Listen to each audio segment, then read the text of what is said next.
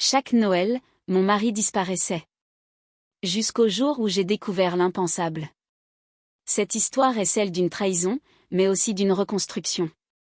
Si vous traversez une épreuve similaire, restez jusqu'à la fin, j'ai des conseils et un outil précieux à vous partager. Depuis plusieurs années, Clara vit un mariage marqué par l'absence récurrente de son mari, Vincent, pendant une période clé de l'année, les fêtes de fin d'année. Chaque mois de décembre, il disparaît systématiquement sous prétexte de mission professionnelle, la laissant seule avec leurs enfants. Au début, elle accepte cette situation en se convainquant que c'est un sacrifice temporaire pour assurer leur bien-être. Après tout, elle l'a épousé par amour et avec l'espoir de bâtir une famille unie. Mais au fil du temps, cette absence annuelle devient une véritable plaie dans leur relation. Pendant que d'autres familles partagent des instants chaleureux autour du sapin, Clara doit assumer seule le poids de la maison, l'éducation des enfants et le vide émotionnel laissé par son époux. Les premiers doutes s'installent lors de sa première grossesse. Comme toute future mère, elle rêve de traverser cette étape avec son mari à ses côtés, mais à quelques jours de son accouchement, Vincent lui annonce brusquement qu'il doit partir en mission, sans possibilité de report. Dévastée mais compréhensive, elle accepte cette excuse, persuadée qu'il s'agit d'un cas exceptionnel.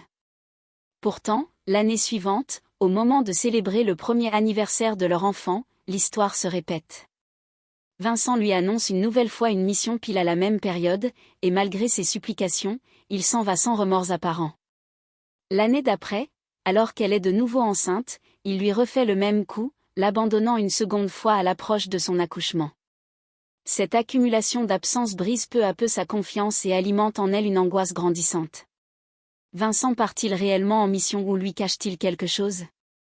Avec le temps, Clara tente d'engager la conversation avec lui, d'exprimer sa douleur et son besoin d'avoir un mari plus présent.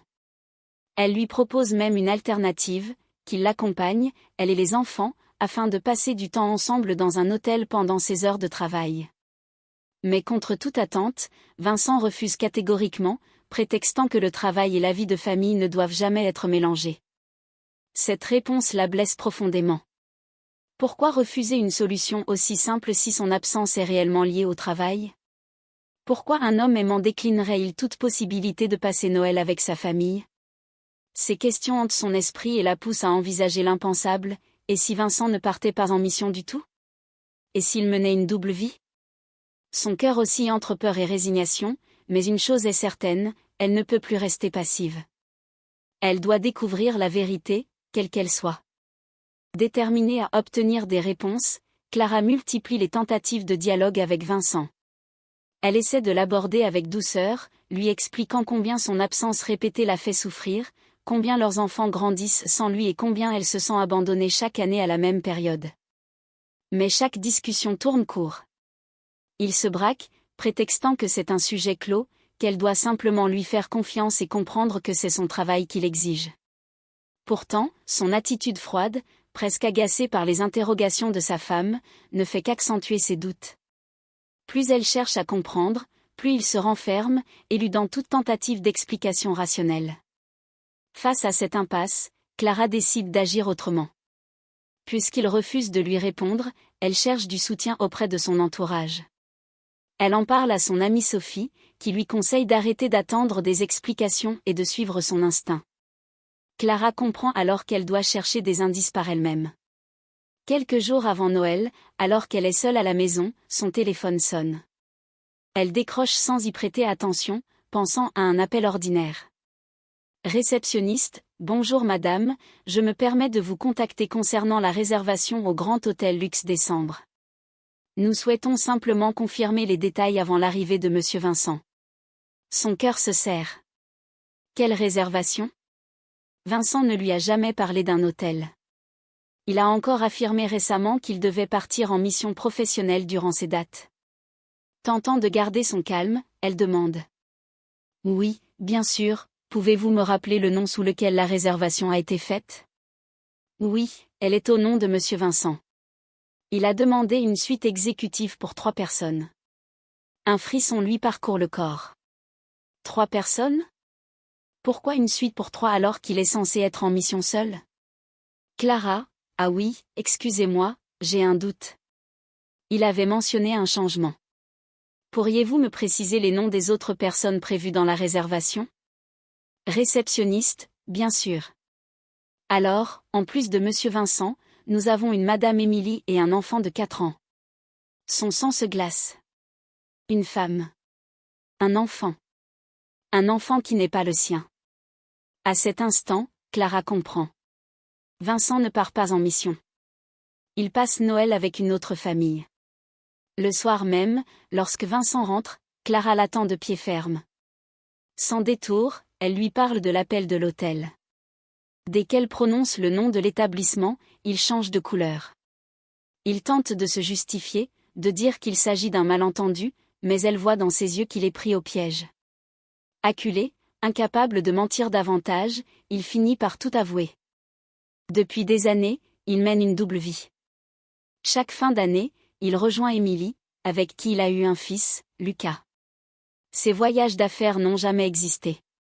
Pendant que Clara passait Noël seule avec leurs enfants, Vincent célébrait les fêtes dans un autre foyer. Il avoue aimer aussi l'autre femme et ne veut pas lui faire du mal. À cet instant, le monde de Clara s'effondre. Les doutes, les absences inexpliquées, les excuses sans fin, tout prend sens. Les jours qui suivent sont les plus sombres de la vie de Clara. La trahison de Vincent hante ses pensées, chaque souvenir devient une douleur. Elle se demande sans cesse. Que ai-je fait de mal? Comment vais-je me reconstruire après cette trahison? Quoi dire à mes enfants? Que faire?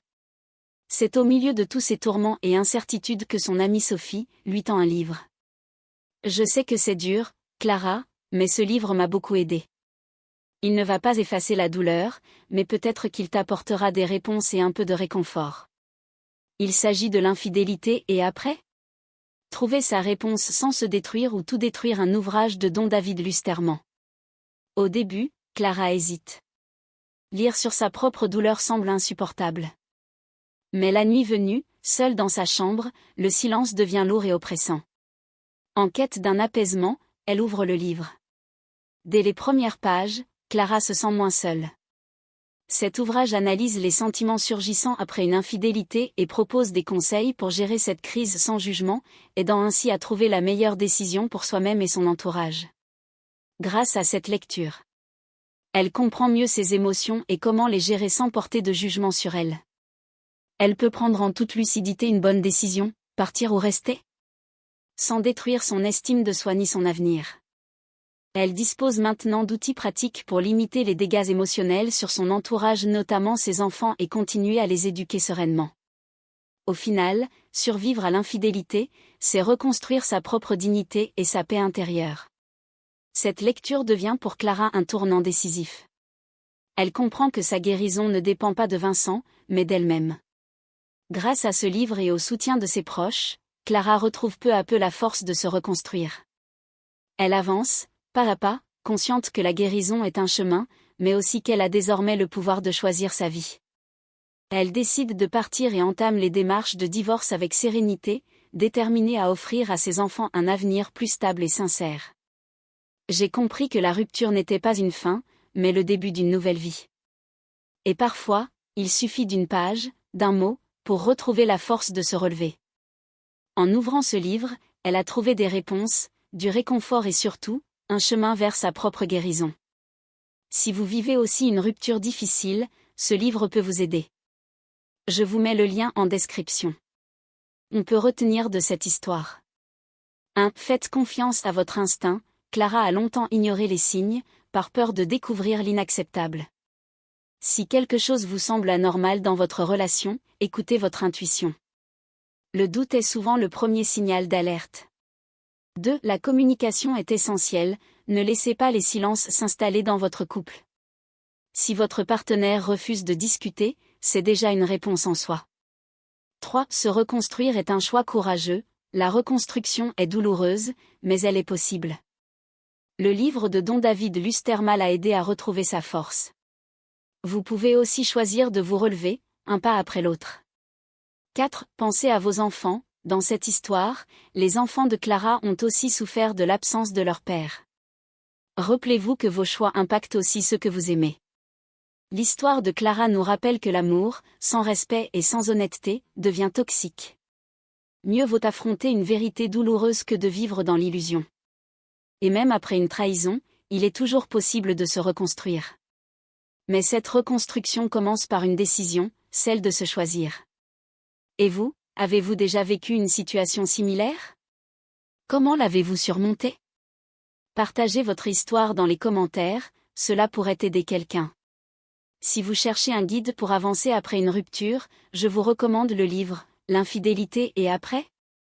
Trouvez sa réponse sans se détruire ou tout détruire, un ouvrage de Don David Lusterman. Le lien est en description. Si vous souhaitez avoir un résumé plus détaillé du livre, dites-le moi en commentaire et je me ferai un plaisir de vous la donner. Abonnez-vous pour plus d'histoires inspirantes et de conseils.